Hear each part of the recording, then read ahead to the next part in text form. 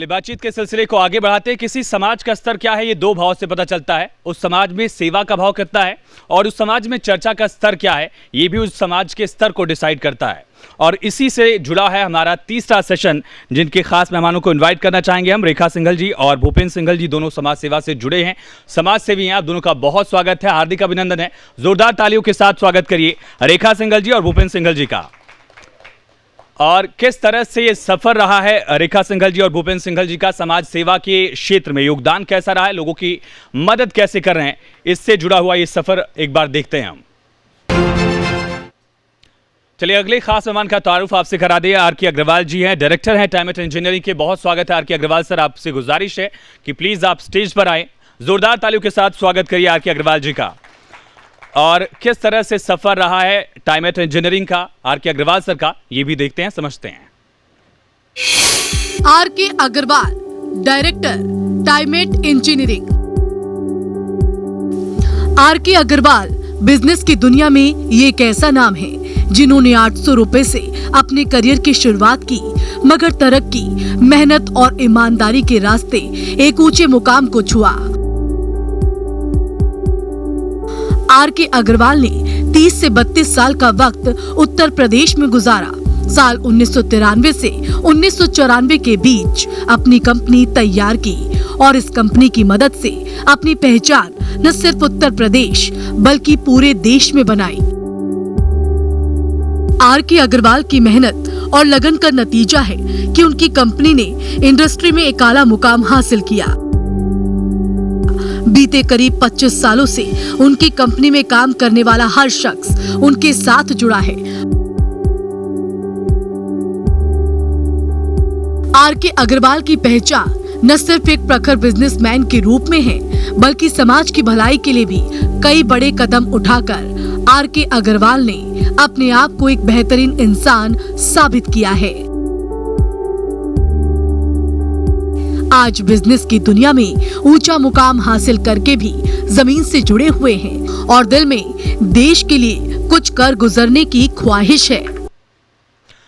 चलिए अगले खास मेहमान का तारुफ आपसे कराएं। अतुल जैन जी हैं, सोशल वर्कर हैं, समाज सेवा के क्षेत्र में लगातार कोशिश कर रहे हैं। जोरदार तालियों के साथ अतुल जैन जी का स्वागत करिए। और समाज सेवा में जब निस्वार्थ भावना होती है तो ये एक कामयाब रूप लेता है, लोगों की मदद करते हैं, गरीबों की मदद करते हैं। आप चारों खास मेहमानों का बहुत स्वागत है। और साथ ही मैं गुजारिश करूंगा न्यूज स्टेट उत्तर प्रदेश उत्तराखंड के एडिटर अजय सिंह सर से कि सर प्लीज आप मंच पर आएं और हमारे चारों खास मेहमानों का सम्मान करें, स्वागत करें। जोरदार तालियां हमारे चार खास मेहमानों के लिए। समाज सेवा के जो क्षेत्र से जुड़े हुए हैं, उद्योग जगत से जो जुड़े हुए हैं, कुछ ऐसे भी हैं जो राजनीति के साथ सेवा भावना दिखा रहे हैं, राजनीति के साथ साथ लोगों की सेवा की कोशिश उनकी है। और हमारे चार खास मेहमानों का स्वागत।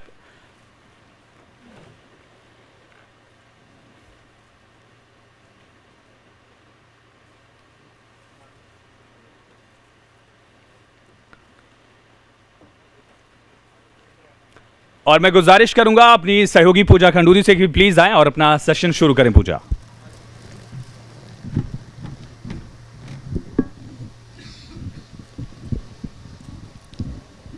Thank you Ayush. और अपने सेशन की हम शुरुआत करते हैं। हम लोग आज अलग अलग सेक्टर्स पर बात कर रहे हैं। हेल्थ सेक्टर पर बात कर रहे हैं, एजुकेशन सेक्टर पर बात कर रहे हैं, इंडस्ट्रियलिस्ट हमारे साथ मौजूद है तो इंडस्ट्री किस तरीके से परफॉर्म कर रही है इस पर भी बात कर रहे हैं। लेकिन जब हमारे साथ वो लोग होते हैं जो समाज में अपना योगदान दे रहे होते हैं, जो समाज सेवा कर रहे होते हैं, वो समाज को एक बेहतर तरीके से समझ पाते हैं, बेहतर तरीके से उसके बारे में जानकारी दे पाते हैं। और हमारे साथ जो तमाम मेहमान मौजूद हैं, हमको बहुत बहुत स्वागत है। इस सेशन की हम शुरुआत करते हैं। रेखा जी, आप ही से शुरुआत करना चाहेंगे। समाज सेवी आप हैं, सोशल वर्कर हैं। अभी कैसी सामाजिक स्थिति आपको दिख रही है, क्योंकि हम गाजियाबाद और गौतम बुद्ध नगर की बात कर रहे हैं, कैसे देख रहे हैं आप? हम दादरी में रहते हैं। दादरी में बहुत गरीबी है काफ़ी, पर हम जहाँ भी जाते हैं तो अपने साथ काफ़ी सामान ले जाते हैं। रास्ते में बहुत गरीब मिलते हैं, उन्हें देते हुए जाते हैं। बहुत सुकून मिलता है उससे हमें। गरीबों की भी काफ़ी मदद की है, जैसे किसी को बुखार आ रहा है तो हमारी शॉप पे आ जाते हैं जी। तो हम कहते हैं मतलब डॉक्टर के पास ले जाते हैं, उनकी सेवा पानी कराते हैं। काफ़ी कुछ करने से अच्छा लगता है। अच्छा लगता है। हाँ जी। सिंगल परिवार क्योंकि समाज सेवा काफी वक्त से करता हुआ आ रहा है। भूपेंद्र जी, आपके पास आना चाहूंगी। जिस तरीके से आप लोग समाज सेवा कर रहे हैं, समाज में वो तमाम कमियां, खामियां, सीधी बात बोलूंगी, जो हमें नजर आती है, जिन पर वर्क होना चाहिए पर जिन पर काम नहीं होता है, वो कौन कौन सी कमियां आपको ऐसे लगती है जिन पर अभी काम होने की जरूरत है? Now it's high time. देखिए, पहली बार तो मैं आप सबको नमस्कार करता हूं और नव वर्ष की आप सबको शुभकामनाएं। देखिए मैडम, मेरा कहना क्या है कि देश में गरीब बहुत है और गरीब मजबूत नहीं होगा तो देश नहीं चलेगा। देखने में बहुत कुछ नज़र आ रहा है लेकिन गरीब बहुत परेशान है। जब हम उन लोगों से मिलते हैं मैडम, तो आप यकीन मान लें, दिल फट जाता है। अगर देश का गरीब मजबूत होगा तो हम आगे जा पाएंगे। हमारा परिवार जो सेवा करता है वो ना दिखावे के लिए करता है। हम केवल जब उनकी सेवा करते हैं तो एक सुकून मिलता है, और इतना सुकून मिलता है कि दुनिया की दौलत एक तरफ और वो सुकून एक तरफ। तो जितने भी लोग यहाँ बैठे हैं, मैं तो सभी से ये कहना चाहूँगा कि जो हम कमा रहे हैं, कुछ ना कुछ गरीबों के लिए भी हम लोग करें और करके देखें, मज़ा आएगा, सुकून मिलेगा। मेरे पिताजी ने गरीबों के लिए बहुत काम किया। हम भी बहुत गरीब परिवार से हैं, रहे हैं। मेरे पिताजी ने सन 71 में घर छोड़ दिया।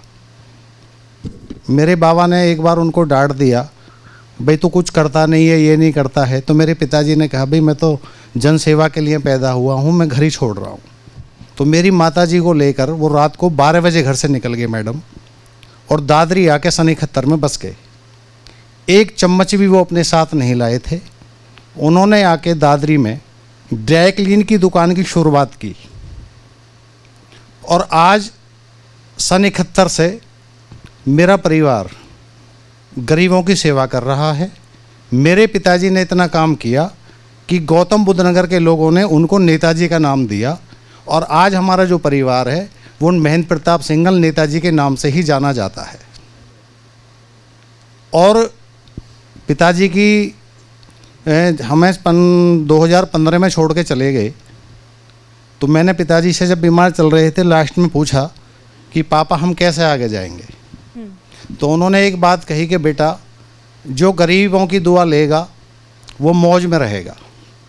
तो उनके जो बिल्कुल आदेश पे हमारा परिवार चल रहा है मैडम, और बिल्कुल ये मन है हमारा कि तन मन धन से जब तक हम लोग जिएंगे गरीबों की सेवा करते रहेंगे।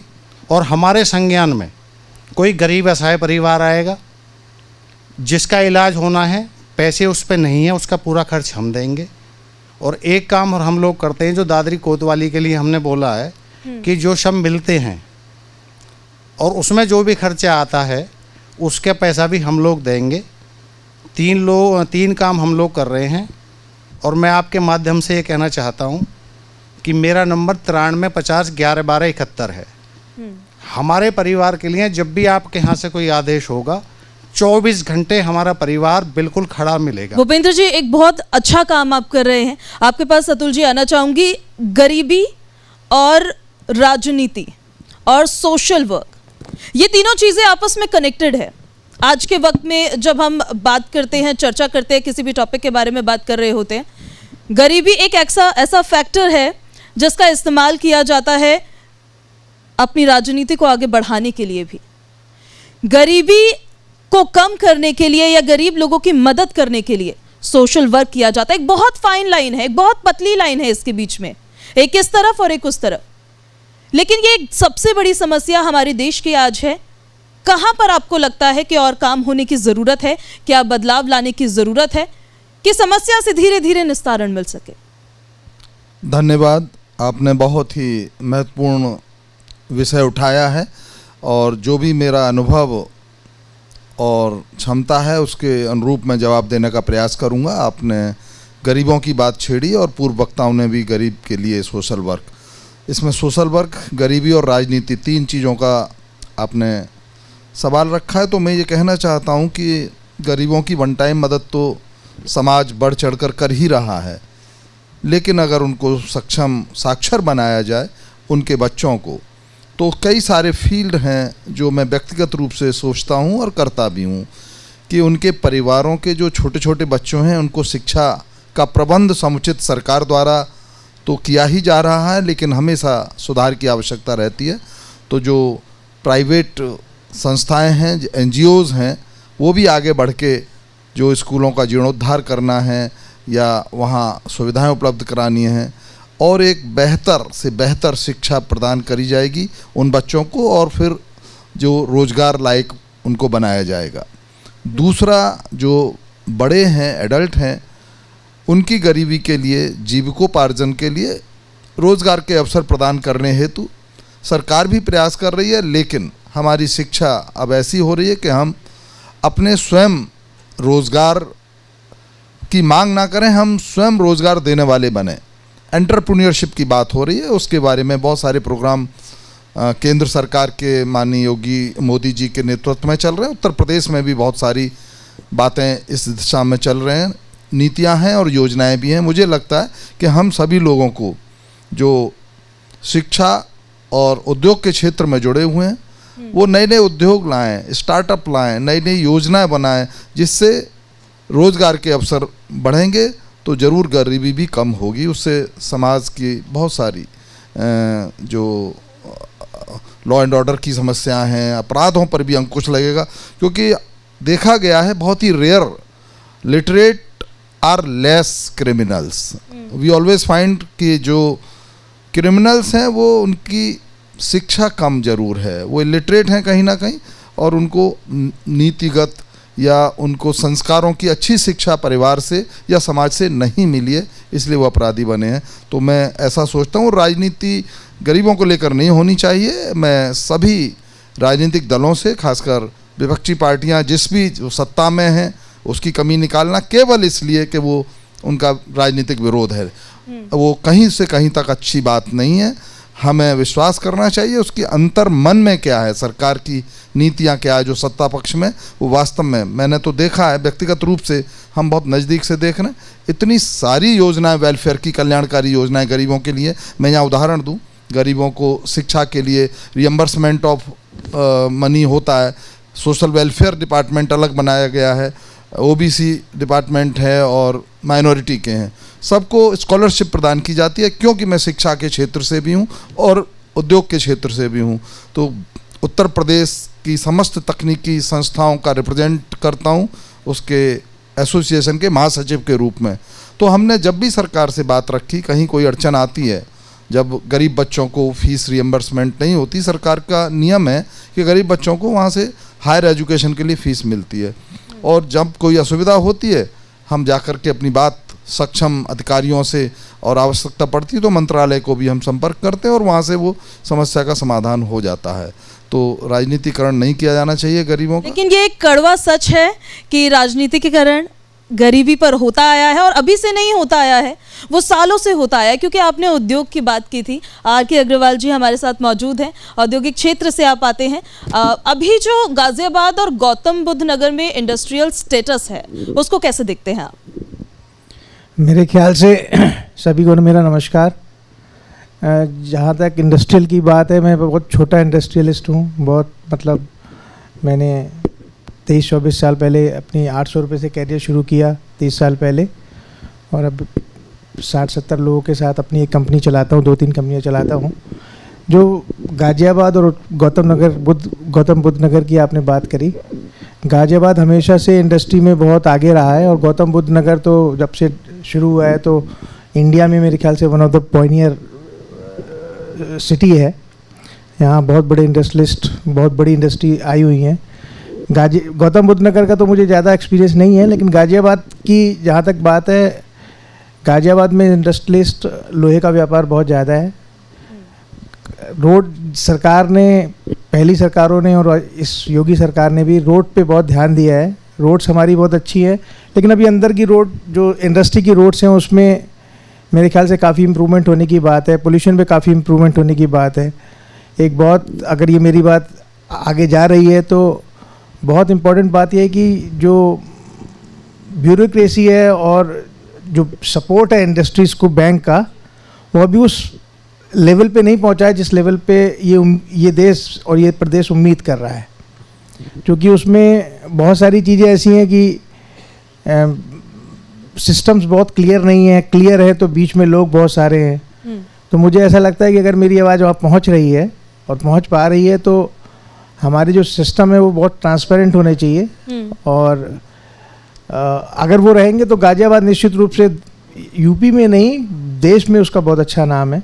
बिल्कुल, काफ़ी ज़्यादा औद्योगिक क्षेत्र वाले जो शहर होते हैं उसमें गाजियाबाद का नाम शुमार होता है। एक चीज़ मैं आपसे और जानना चाह रही थी, ग्लोबल इन्वेस्टर समिट होने वाली है, उसको लेकर आप कैसे देख रहे हैं? अभी उत्तर प्रदेश में जो इन्वेस्टमेंट आएगा उसको आप कैसे देख रहे हैं? क्योंकि विदेशों में भी गए योगी कैबिनेट के मंत्री, जो सीएम योगी आदित्यनाथ हैं, वो देश के अलग अलग शहरों में, जो बड़े बड़े शहर है, मुंबई से कल उन्होंने शुरुआत कर दी है कि उत्तर प्रदेश में आए, इन्वेस्ट करें। जो माहौल अब आप देखते हैं वो किस तरीके का देखते हैं? माहौल बहुत अच्छा है, योगी जी और उसकी सारी कैबिनेट बहुत मेहनत कर रही है। अभी वो बॉम्बे भी गए हैं, फिल्म सिटी का भी काफ़ी अच्छा प्रपोजल है। लखनऊ में पहले भी एक बार यूपी इन्वेस्टर समिट हुआ था, उसमें भी काफ़ी प्रपोजल आए थे। गाजियाबाद से भी काफ़ी उद्योगपति गए थे वहाँ पर।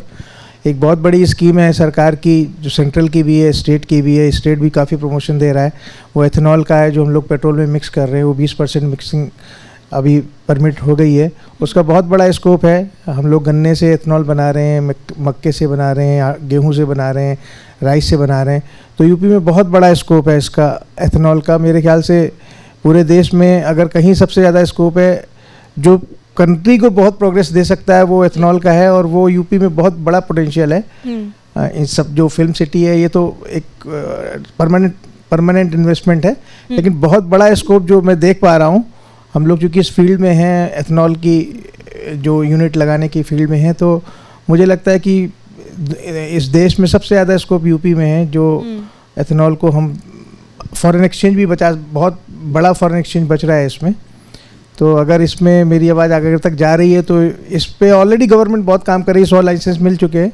सबसे बड़ा स्कोप मुझे लगता है एथेनॉल की फील्ड में यूपी में। ठीक है, आपके पास वापस लौटेंगे रेखा जी, आपके पास आते हुए, क्योंकि हम लोग माहौल की बात कर रहे थे अभी कि उत्तर प्रदेश में कैसा माहौल है, उसको लेकर इन्वेस्टमेंट आती है।